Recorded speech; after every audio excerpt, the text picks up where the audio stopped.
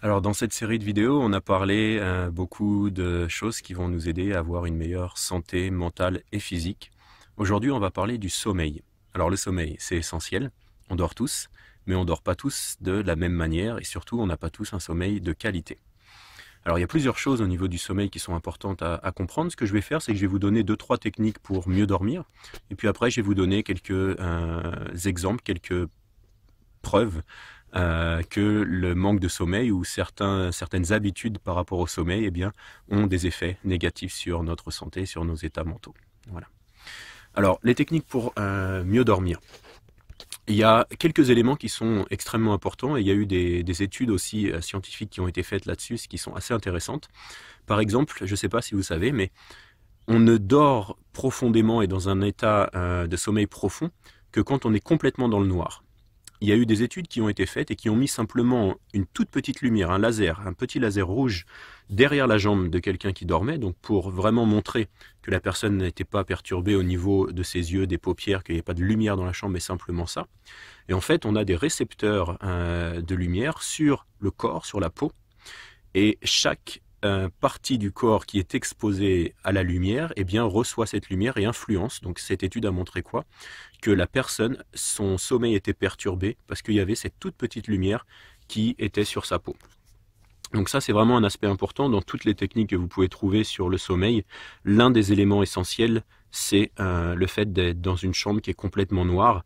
Et puis même le bouton, ils ont montré dans certaines études, le bouton de la télé ou d'un petit, vous savez, de la petite lumière rouge que vous pouvez avoir ou votre réveil, malheureusement, influence votre sommeil, perturbe votre sommeil si cette lumière eh bien, est accessible à la peau ou aux yeux, même si vous êtes en train de dormir. Voilà.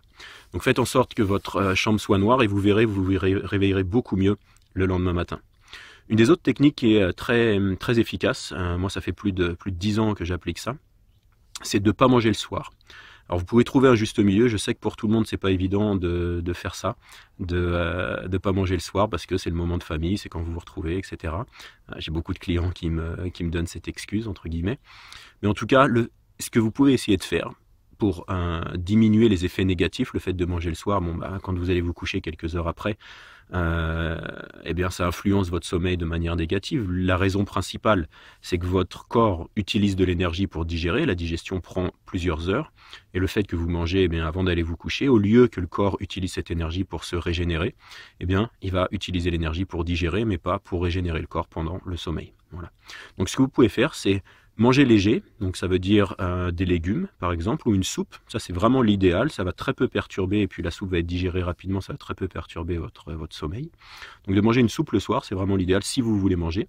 Et puis si vous avez la possibilité de ne pas manger ou de manger plus tôt, ça peut influencer énormément votre sommeil aussi si vous arrivez à ne pas manger trop tard. Donc je ne sais pas, quand vous rentrez du travail, si vous travaillez 5 heures, 6 heures, essayez de manger à ce moment-là. Et ça va vous permettre vraiment d'avoir un nombre d'heures suffisant. Vous aurez déjà bien commencé la digestion. Et puis, vous allez aller vous coucher avec au moins l'estomac vide, même si le système digestif continue à fonctionner. Et puis, pour ceux qui ont la possibilité, qui sont un peu plus extrêmes, voilà, moi, ce que je conseille, ce que je fais, c'est d'arrêter de manger vers 2 heures de l'après-midi. Moi, je prends le petit déjeuner le matin à 8-9 heures. Et puis, le déjeuner vers midi, 1 heure, 2 heures, selon comment la journée se déroule. Et puis, d'arrêter de manger à ce moment-là. On peut pousser à 3 heures, 4 heures, ça reste encore très bénéfique pour le corps. Si vous arrêtez de manger même à 4 heures de l'après-midi, vous avez quand même une grande quantité de temps pour digérer. Voilà. Donc ça, c'est les deux conseils qui sont assez essentiels pour pouvoir bien s'endormir. Évidemment, celui que vous connaissez sûrement tous, c'est l'ordinateur ou le téléphone. Surtout pas utiliser l'ordinateur et le téléphone en fin de journée, en soirée, parce que ça désactive la mélatonine, ça donne un message au cerveau qui croit que c'est encore jour, et donc il produit pas toutes les substances qu'il a besoin pour s'endormir. Donc idéalement, arrêtez tout ça, lisez un livre, vous allez voir que très rapidement, en 10 minutes, un quart d'heure, une demi-heure, vous allez vous endormir facilement. Voilà, donc pour toutes les personnes qui ont des problèmes pour s'endormir aussi, ça c'est une très très bonne technique. Lisez le soir à partir de 7-8 heures, vous arrêtez les grosses lumières, vous arrêtez l'ordinateur, le téléphone, et puis vous décontractez, vous lisez un petit bouquin et vous allez dormir comme des bébés. Voilà. Au niveau des effets négatif de nos habitudes de sommeil, et il y a un autre aspect qui est assez important, c'est le fait de se coucher tard. Alors, il y a beaucoup eu de contradictions pendant longtemps, de débats sur le fait de savoir si se coucher tôt ou se coucher tard avait une influence. En tout cas, certaines études sont arrivées à des conclusions assez claires. On a un meilleur sommeil le plus tôt on se couche, donc les premières heures de la nuit. C'est quelque chose qui était connu et qu'on pensait qui n'était pas vrai. Et en fait, ça l'est. En tout cas, certaines études l'ont reprouvé. C'est qu'on a un sommeil qui est bien meilleur quand on se couche à 9-10 heures du soir, les premières heures de sommeil. Donc on a un sommeil profond, les cycles de sommeil durent 1h30. Donc on va avoir à peu près 3 heures de sommeil profond, mais beaucoup plus reposant, les premières heures de la nuit.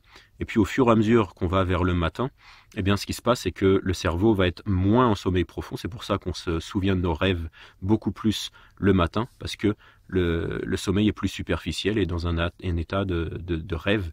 Et donc, on se souvient de ses rêves. Voilà. Donc, idéalement, ne se coucher pas trop tard. Alors, les études sont assez intéressantes, je vais finir là-dessus. Ils ont montré que les personnes qui se couchent plus tard, eh bien, si on leur donne des tests le lendemain, comparé à des personnes qui se sont couchées tôt, eh bien, les résultats des tests de concentration, de clarté mentale, de fonctionnement du cerveau, donc de capacité du cerveau, sont beaucoup moindres pour les personnes qui se sont couchées tard. Voilà, ça c'est un des aspects. Et ce qui est intéressant, ce qui est rigolo, et je finis là-dessus, c'est qu'ils se sont rendus compte que les personnes qui se couchent tard et qui font des tests, alors que leurs résultats sont bien plus médiocres que les personnes qui se sont couchées tôt, pensent qu'en fait ils ont mieux réussi le test que les personnes qui se sont couchées tôt. Donc il y a même une non-clarté à ce niveau-là, donc de penser, une confusion, de penser qu'on a réussi quelque chose alors qu'on ne l'a pas réussi. Voilà. Allez, je termine là-dessus. Je vous souhaite une bonne soirée et je vous dis à très bientôt pour la prochaine vidéo sur la santé mentale et physique. Bye!